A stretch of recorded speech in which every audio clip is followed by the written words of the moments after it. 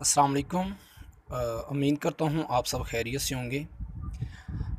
आज जो हमने टॉपिक डिस्कस करना है वो है हमारे पास एफएससी पार्ट 2 और इसका चैप्टर नंबर 1 आज हम स्टार्ट करेंगे।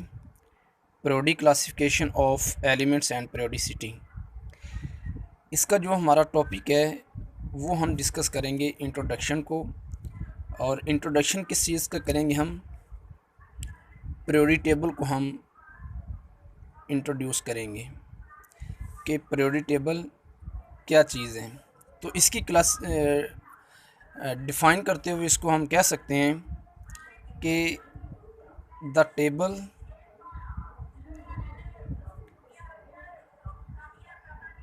विच प्रोवाइड्स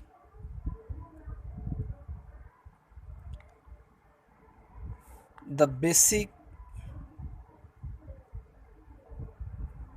फ्रेमवर्क ऑफ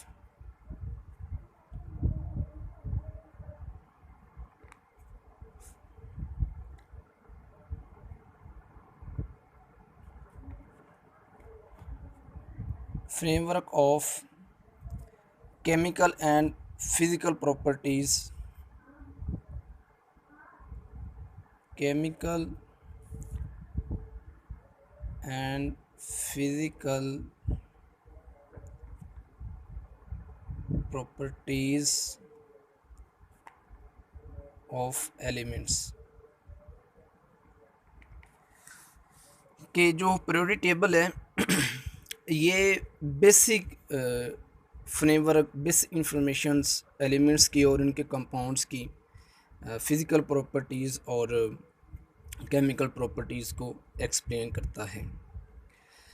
उसके बाद हम देखेंगे इसका पीरियोडिक टेबल का हिस्टोरिकल बैकग्राउंड, कि इसका हिस्टोरिकल बैकग्राउंड मीन कि इस पीरियोडिक टेबल पे कौन कौन से साइंटिस्ट ने वर्क किया है। तो सबसे पहले इस टेबल को आपने गौर से देखना है। इसमें हम पूरी डिटेल के ट्रिक आपको बताऊंगा ताकि आपको एमसीक्यूज़ के लिहाज से, शॉर्ट क्वेश्चन के लिहाज से ये टॉपिक आपका क्लियर हो जाए। तो फर्स्ट ऑफ ऑल जो पीरियोडिक टेबल पे वर्क किया वो अलराजी थे। इसके साथ मैं मेंशन करूँगा इनके कंट्रीज़ को, क्योंकि अगर एमसीक्यूज़ में आ जाए तो आपको कोई परेशानी ना हो। तो जो अलराजी थे ये एक मुस्लिम साइंटिस्ट थे और इन्होंने, इनका जो तल्लक है वो अरब ममालिक से है। इनकी पीरियोडिक टेबल में जो कंट्रीब्यूशन है वो क्या थी कि आप यूँ कह सकते हैं कि जितने एलिमेंट्स हैं उनको फर्स्ट टाइम अगर किसी ने कोई अरेंज किया है तो वो अलराजी हैं। तो आप इसको यूँ कह सकते हैं कि फर्स्ट एवर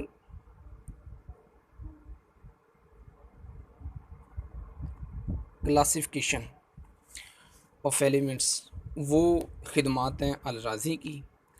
और डिटेल में अगर हम इसकी बात करें तो इन्होंने जो कंट्रीब्यूशन है एलिमेंट्स की इसको स्टडी किया बेस्ड ऑन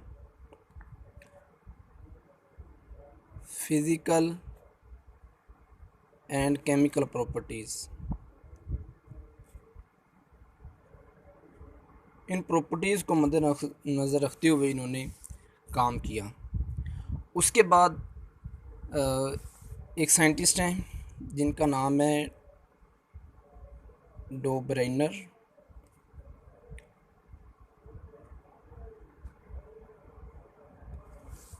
ये एक जर्मन साइंटिस्ट हैं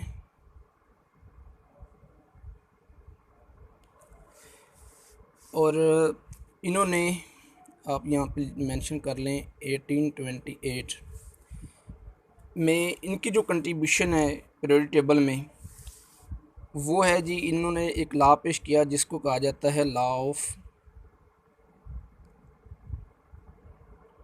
ट्राइएड्स।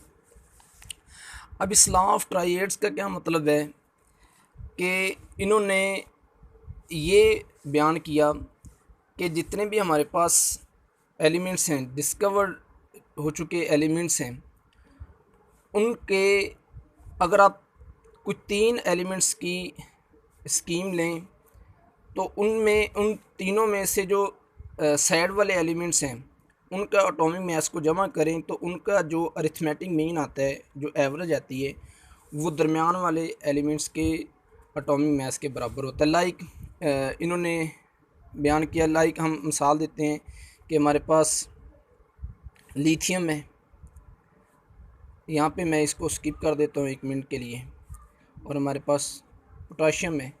अब इनका अगर एटॉमिक मास को जमा करें, इसका एटॉमिक मास 7 है, इसका एटॉमिक मास हमारे पास 39 है। अब इन दोनों का अगर हम एटॉमिक मास को जमा करें तो हमारे पास 7 + 39 इज़ इक्वल टू हमारे पास हो जाता है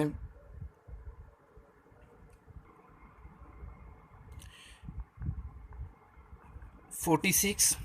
अगर हम इसका अरिथमेटिक मीन लें 46 डिवाइडेड बाय 2 तो हमारे पास 23 आता है। अब 23 इन दोनों एलिमेंट्स के दरमियान वाले जो एलिमेंट है उसका एटॉमिक मास है, और हमें पता है वो हमारे पास है सोडियम, और सोडियम का एटॉमिक मास 23 होता है। ये इसकी कंट्रीब्यूशन थी डॉबरेनर की। उसके बाद हमारे पास जो हैं साइंटिस्ट, वो थे हमारे पास Newlands.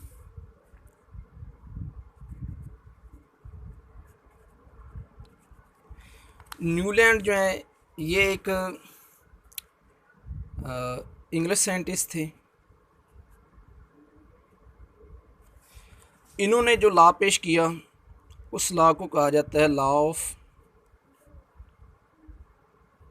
Octaves. Law of octaves. अब इस लॉ के अकॉर्डिंग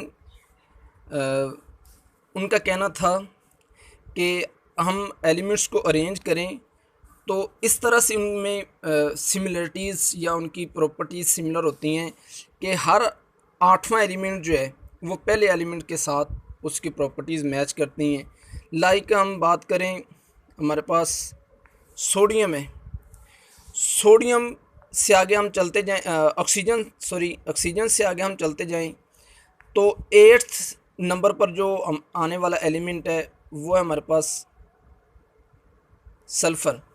अब ये 8th एलिमेंट की प्रॉपर्टीज़ फर्स्ट एलिमेंट के साथ मैच करती हैं। इसी तरह अगर आप बात करें फ्लोरीन की तो इसकी प्रॉपर्टीज़ क्लोरीन के साथ मैच करती हैं। तो इन्होंने ये एक्सप्लेन किया था कि हर 8वें एलिमेंट की प्रॉपर्टीज़ पहले वाले एलिमेंट के साथ मैच करती हैं। यहाँ पर आप फ्लोरीन और क्लोरीन को मेंशन कर दें। और इन्होंने जो उस वक़्त के एलिमेंट्स थे 62 एलिमेंट्स, उनको स्टडी किया था इस तरह से, और इसका आप लिख लें 1864 में इन्होंने एक्सप्लेन किया था फर्स्ट 62 एलिमेंट्स को, और ये उन्होंने अरेंज किए थे according to their atomic masses. Atomic mass को असेंडिंग ऑर्डर में लिया था, और हर 8वें एलिमेंट्स की पहले एलिमेंट के साथ प्रॉपर्टीज़ सेम होती हैं, और इसलिए इस लॉ को कहा जाता है लॉ ऑफ ऑक्टेव्स। उसके बाद हमारे पास जो नेक्स्ट साइंटिस्ट हैं जिनकी कंट्रीब्यूशन है पीरियोडिक टेबल में, वो हैं जी हमारे पास मेंडलीव,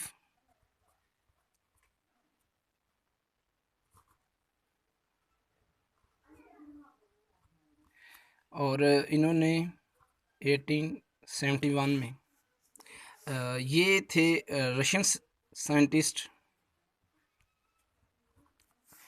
और इन्होंने जो एलिमेंट्स को अरेंज किया, इनकी कंट्रीब्यूशन है according to on the basis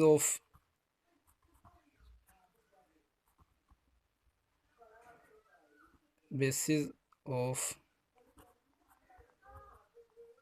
atomic weight या एटॉमिक मास की बुनियाद पर इन्होंने एलिमेंट्स को अरेंज किया। और इसके अकॉर्डिंग जो इनका प्रायोरिटी टेबल था उसमें 12 ग्रुप्स थे और 8 पीरियड्स थे। ये इन्होंने क्लासिफिकेशन की थी प्रायोरिटी टेबल की। और इन्होंने एक और बड़ा ज़बरदस्त काम किया कि जो उस वक़्त डिस्कवर नहीं हुए थे एलिमेंट्स, उनको उनकी जगह इन्होंने छोड़ दी दरमियान में।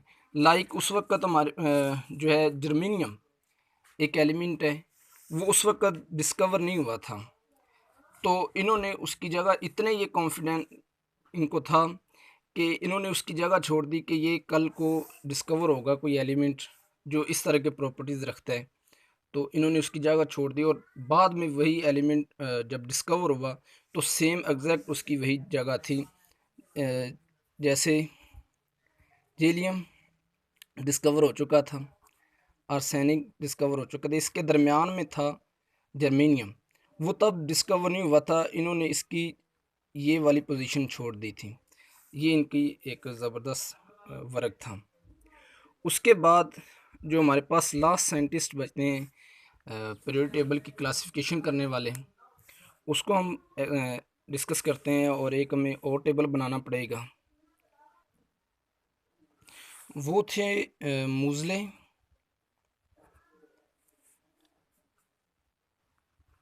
मूजले एक साइंटिस्ट थे 1913 में, और ये भी एक इंग्लिश साइंटिस्ट थे। इन्होंने जो कंट्रीब्यूशन की है वो की थी ऑन द बेसिस ऑफ